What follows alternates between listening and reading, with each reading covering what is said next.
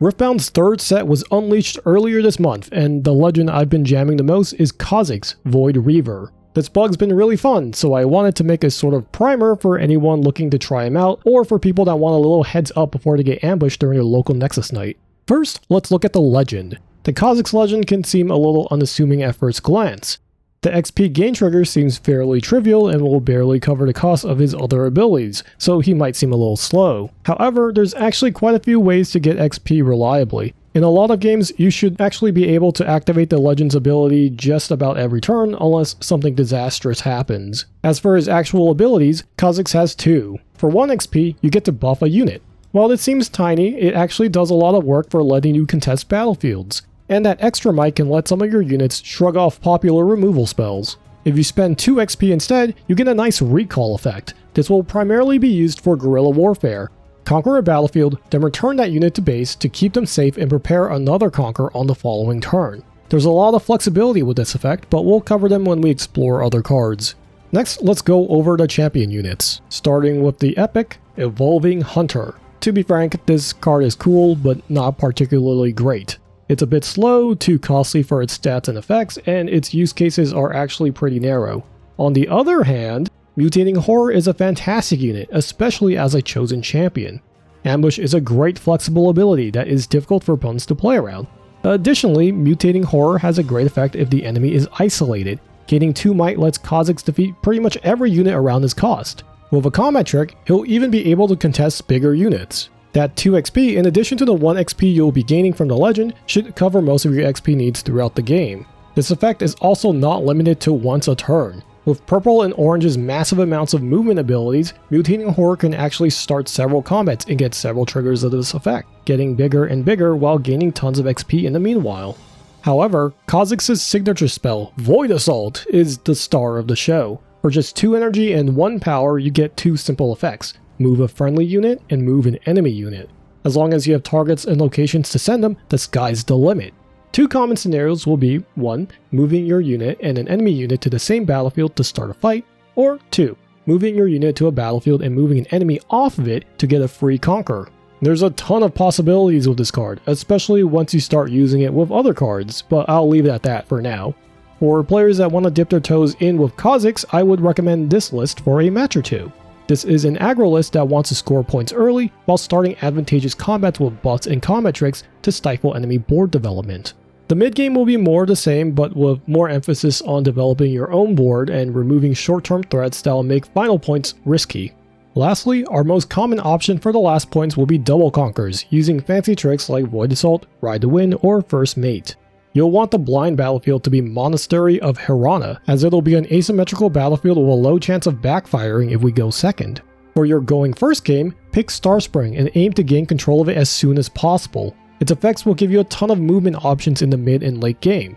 And when going second, pick what I think is Kha'zix's strongest battlefield, Forbidding Waste. Not only will this dissuade opponents from holding, which will give us easy conquers, but we actually force tons of combats where the opponent will be a lone defender while having the option to pull back our own units using our legend. I want to go over the cards to give you a more specific idea of their use. Among our 2-drops, our key player is definitely Irresistible Feyfolk. This charm on legs can force advantageous combats by moving in with an ally. In fact, we can even ambush in a friend for them. This is usually the extent of Feyfolk, since enemies will mostly bonk the bunny if they can't kill the bigger unit. However, we've got a couple of options. While of course we have combat tricks that can make Feyfolk big enough to defeat enemies itself, Starspring lets our ambush units recall Feyfolk to charm another day. And because of rulings, bringing a Feyfolk into an empty Forbidden Waste makes the enemy the defender, so Feyfolk will actually eat up any 2 might units without help. In fact, cause enough trauma with Feyfolk and it'll actually start drawing aggro from removal spells. Pretty great for a 2-drop, right? Next, we've got Mr. Root. This fella is unassuming, but he ends up being integral to several aggressive lines. At baseline, Accelerate lets you score cheeky early points or surprise opponents in the late game. Next, that gain 2 XP when moving the battlefield can be a little disappointing at first glance. Why not be a move trigger so you can get infinite XP? But I assure you, it's still a great amount of XP. In fact, that 2 XP is just enough to pull him back when you conquer empty battlefields. This means that as long as your opponent hasn't covered all the battlefields, Mr. Root is going to keep scoring points without fear of retaliation. Once that starts to be less effective, that XP gain can instead be used to buff your units or pay for some XP costs like Insightful Investigator. Our last 2-drop is Demacian Diplomat. He's a simple guy with a simple effect. But that 1 XP does mean he will end up being a 3-might unit often or let you buff something else. He'll primarily be used to beat out other 2-drops, but on games you have Monastery Piranha, he can help you get that draw more consistently. On to our 3-drops. First, we have Nidalee. Nidalee is a strong 4-might unit who only costs 3 energy and 1 power, and she has Ambush to boot. Her greatest strength is being able to win combats early and get a draw or 2, but she might require some help with combat tricks to get over mid and late game units. Next, we have First Mate. He's a decently fair unit, but his main utility is his on-play effect. Being able to ready your units opens up several double conquer turns. Conquer a battlefield with a unit, recall it with Void Reaver's ability, and play First Mate to ready it again for a second conquer. He's also a bit more flexible than that. Sometimes you need Void Reaver's buff to conquer a battlefield, so you can't use him to recall a unit. Well, First Mate's got you covered. And finally, we've got Fizz Trickster, who is a fake 3-drop. You'll mostly want to be using Fizz later in the game to play one of our many incredible spells. Ride the Wind, Void Assault, and Starcross being some of them. In fact, getting a stacked deck or Grim Resolve could even be game-changing. On to our 4-drops. Of course, we have Kha'Zix Mutating Horror as the chosen champion, but we have 2 more in the deck. He's an incredibly strong unit who's able to defeat most units around his cost in one-on-one combat. Give him a Grim Resolve or Punch First, and he also punches well above his weight class. Being a 4-cost unit also means you're often able to play him on your second turn. With a turn 1 Faithful, your opponent will have to respect a potential Kha'Zix eating any of their early plays, even when you're going second. Our second 4-drop is Qiyana Victorious. The power cost and similar might to Nidalee might seem a little disappointing, but I assure you, Qiyana is probably our most valuable unit on average. Her Conquer effect gives us 2 powerful choices, and our deck's ability to consistently trigger it twice a turn is nothing to sneeze at. Secondly, Deflect is actually a great deterrent and punisher of control decks.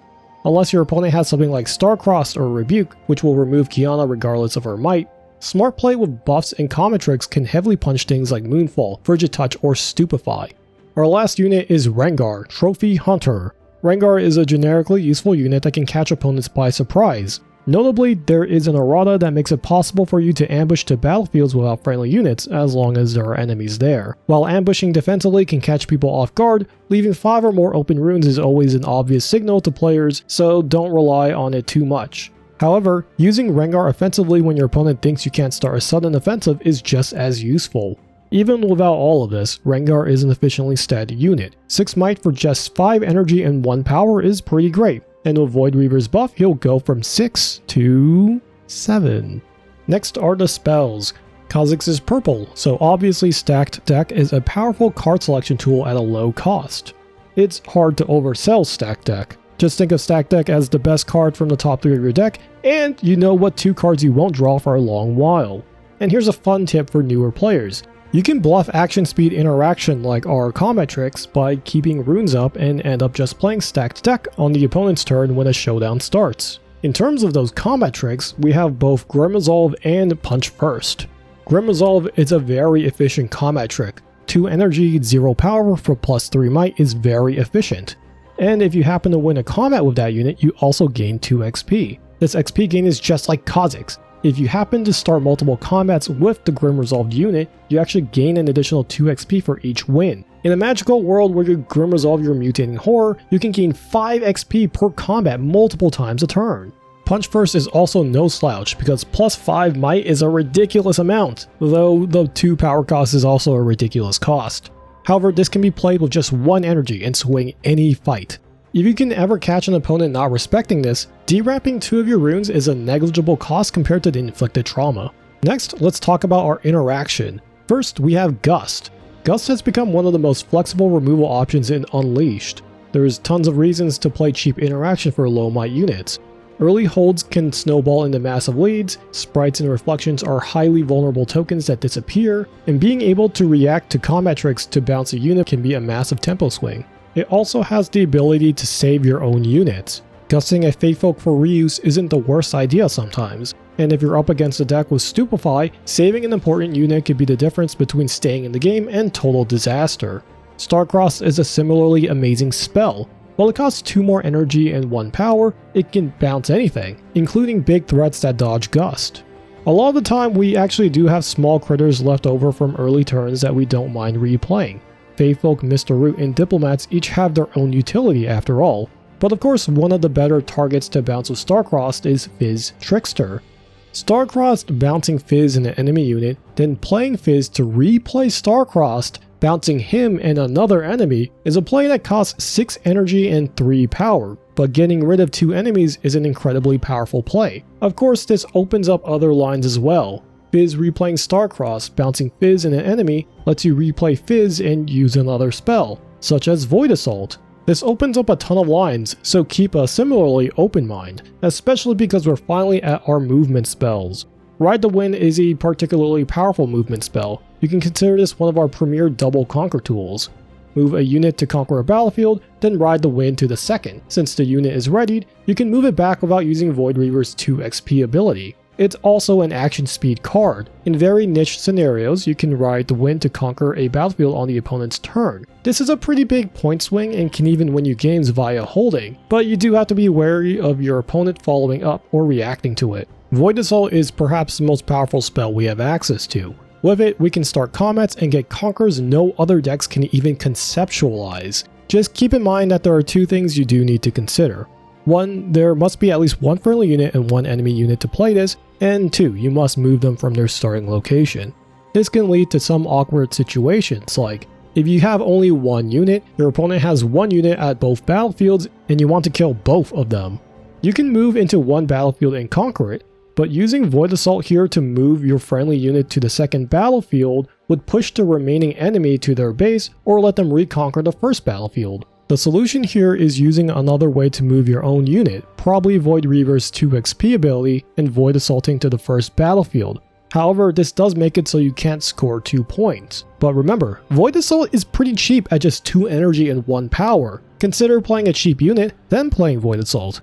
That way, you can move the enemy to the first battlefield and your freshly played weenie to the second. This flexibility is one of Void Assault's greatest strengths, and you'll definitely find situations where you need similarly flexible thinking to make the best use of it. Anyway, like I said before, this is what I would consider a starter version of Kha'Zix for you to test out his kit and card pool. There are tons of strong cards you can tinker around with depending on your preference as a player as well as how you want to combat your local meta. I'll also link some lists in the description so you can check out what others have been brewing around the time of this video. I hope this has been helpful and I wish you the best of luck in bugging out. Adios.